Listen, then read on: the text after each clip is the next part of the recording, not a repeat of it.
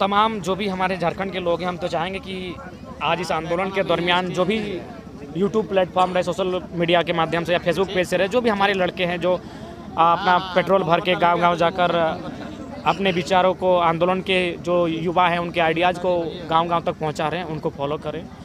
कम से कम ना सही तो आपके बीच का कोई बेटा है जो कम से कम आपके फॉलो और वॉच और देख लेने से अगर उसका पेट भर जाता है तो इसमें कोई गुरेज नहीं है। बाकी आज तक में जो बैठे हैं उनका करोड़ों का प्रॉपर्टी है। दादा, रांची के डीसी छवि रंजन जी जमीन घोटाले में गिरफ्तार हो गए हैं, तो उनके बारे में क्या?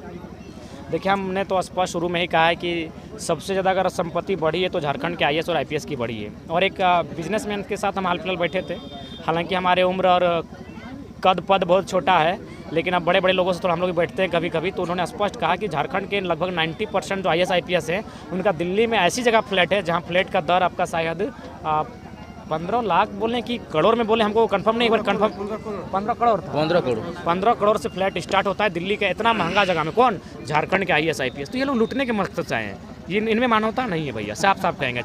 जो भी रहे, पूजा सिंघल रहे, छवि रंजन रहे, वीरेंद्र राम रहे, इनमें मानवता नाम की चीज़ नहीं है। अगर मानवता होती तो ये बेशर्म लोग कम से कम इनको देखना चाहिए कि झारखंड में बेरोजगारी दर क्या है, झारखंड में आत्महत्या का क्या दर है, झारखंड में लोगों की जो बीमारी से मर जाने का दर क्या है। और ये बेईमान लोग करोड़ रुपया अगर खजाना में जमा करते हैं तो ये लोग मानवता के नाम पर कलंक है। और आज के बाद वास्तविकता है, आईएएस आईपीएस जो लोग बनते हैं ना, भले वो कहे समाज सेवा के लिए बनते हैं, अगर समाज सेवा ही करना है तो बहुत सारे लड़की के साथ दिए जाके पत्तल उठा दो ना यार, समाज सेवा हो जाएगा। अपना रुतबा के लिए, अपना दम भरने के लिए, अपने आप को समाज में दिखाने के लिए कि हम बहुत बड़ा इंसान है, अपना कद बढ़ाने के लिए। इसके अलावा आज के डेट में और जैसे जैसे घटना झारखंड में घट रहा है, आईएएस आईपीएस का वैल्यू कहीं ना कहीं गिरने का काम हो रहा है। कार्रवाई करती है, झारखंड सरकार क्यों नहीं करती? देखिए, झारखंड सरकार नहीं करने का कारण है कि झारखंड सरकार के जो लोग बैठे हैं उनको भी कमीशन जाता है। आखिर एक बात बताइए, जो आईएएस है उसका कोई ना कोई विभाग होगा, या फिर यदि वो जिला के एक डीसी हैं, डिप्टी कलेक्टर हैं या फिर डिप्टी कमिश्नर हैं, तो उनका जो भी कार्य होता है तो उसमें बिना सरकार के, चूँकि कलेक्टर कौन होते हैं? सरकार के व्यक्ति होते हैं, वो किसी दल के नहीं होते, जो सरकार है उनके होते हैं। तो जाहिर सी बात है सरकार की सहभागिता से वो कार्य करते हैं। आपको उतना ताज्जुब करने की बात नहीं है अगर आप में साहस से दिखाने का। चलिए हम एक दिन आपको बुला के दिखा देंगे, काला शीशा चढ़ा के माननीय मुख्यमंत्री के रिश्तेदार यहाँ बागमारा आते हैं कोयला वसूली करने के लिए। आप अगर दिखा पाएंगे तो हम वीडियो बनवा देंगे, अगर आप दिखा पाएंगे। हालांकि बहुत रिस्की होगा लेकिन बनवा देंगे। तो अब किसकी बात करते हैं, क्यों ये बात करते हैं? इसीलिए हम बार बार बोलते हैं। और हाँ, साथ साथ यही बोलते हैं कि कुछ लोग हैं ईमानदार। जैसे कल ही अगर सीआर जोरी की वार्ता कहें तो जो यहाँ के एसडीएम महोदय थे, बहुत अच्छा उन्होंने ग्रामीणों को कोऑपरेट किया।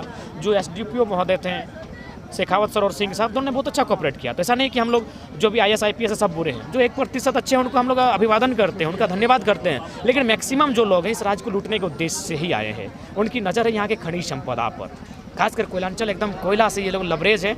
और आपको ताज्जुब की बात बताना चाहेंगे, समय मिले तो यही पार कीजिए बागमारा। सुनने में मिला है कि यहाँ का बड़ा बाबू लोग माइंस चला रहा है, कमीशन नहीं ले रहा है। पहले कमीशन लेता था कि जय को हाईवा पार होगा हम 1000 लेंगे, मेरा थाना पार होगा हम 1000 लेंगे, 500 लेंगे। अब इन लोग डायरेक्ट 50-50 का पार्टनरशिप है बड़ा बाबू का। तो सोचिए डीएसपी क्या कमाती होगी, और एसपी और डीएसपी को और उससे ऊपर जो अधिकारी बैठे उनको क्या जाता है, बड़ा बाबू। और प्रमाण के साथ, चूँकि ये इलीगल कोयला चोरी इलीगल काम है, अतः आप कागज़ में खोजेगा तो नहीं मिलेगा। हम वॉइस रिकॉर्डिंग सुना देंगे, जिनसे हम बात कराएंगे, जो उनके साथ पार्टनरशिप में काम कर रहे हैं, वो बोल नहीं कौन सा थाना का बड़ा बाबू हमारे साथ पार्टनरशिप में है। तो ये दशा है, राज लूट रहा है।